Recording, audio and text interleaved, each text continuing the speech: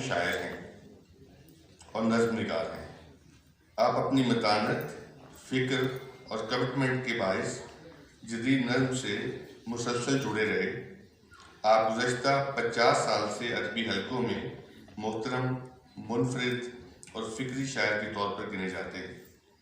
قیام پاکستان کے اگلے سال 1948 میں گورنمنٹ کالج عسکر مال راولپنڈی میں سال اول کے طالب علم کے طور پر داخل ہوئے۔ آپ نے پنجاب یونیورسٹی سے ایم اے اردو اور گارڈن کالج راولپنڈی سے ایم اے انگریزی کیا اور ایک طویل عرصہ انگریزی کے استاد کی حیثیت سے گارڈن کالج میں تدریس کی اور اپنی اسی سروس کے دوران تقریباً 12 سال تک چین کی پکنگ یونیورسٹی میں بھی بطور استاد تعینات رہے۔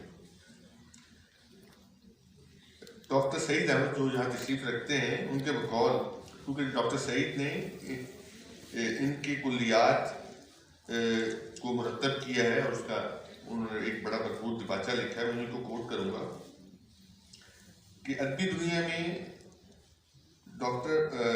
دنیا میں آفتاب اقبال شمیم کی پہلی نظم ستمبر کا شہر کی اشاعت پر معروف نظم و نقاد ڈاکٹر وزیر آغا نے کہا تھا کہ بہت سے اہم شاعر جہاں اپنے ادبی سفر کا اختتام کرتے ہیں، آفتاب اقبال شمیم نے وہاں سے آغاز کیا ہے۔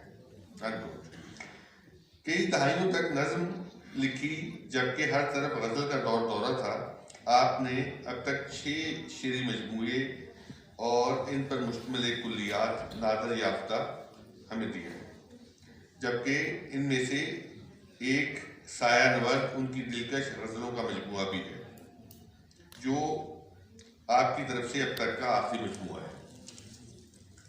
جبکہ دیگر 5 شعری مجموعوں کے نام یہ ہیں: فردانِ یاد، زید سے مکالمہ، گم سمندر، میں نظم لکھتا ہوں اور ممنوعہ مسافتیں۔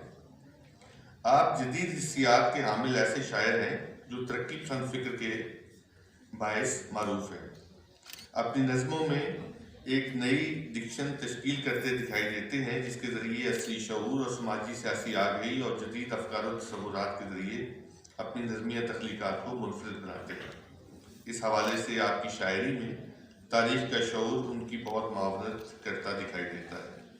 آفتاب اقبال شمیم نے اپنے اظہار کے لیے نثر کا بھی سہارا لیا اور کئی دانشورانہ مضامین لکھے جو ادبی جرائد کی زینت پر ہیں۔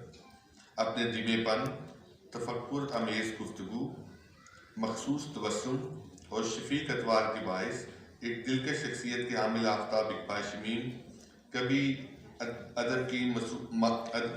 بھی ادب کی معروف سماجیات اور مقبول عام چلن کا حصہ نہ بنے، بلکہ سب سے الگ اور خود میں گم رہ کر نظمیں لکھتے رہے، لیکن زیادہ چھپنے سے بھی گریز کیا۔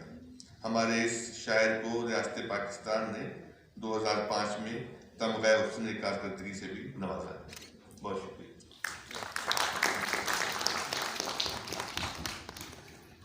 بہت شکریہ ڈاکٹر روش ندیم صاحب۔ یہ آپ نے ان کی جو تدریسی خدمات ہیں ان کا بھی ذکر کیا۔ کل جب